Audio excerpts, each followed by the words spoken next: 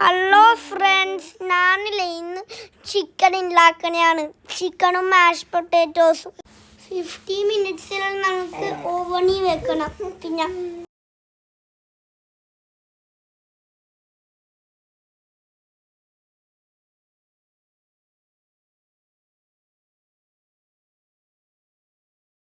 മാഷ് ചെയ്യണം പൊട്ടാറ്റോ. പിന്നെ ഇല്ലേ സോൾട്ടും പെപ്പറും വെക്കണം അല്ലേ.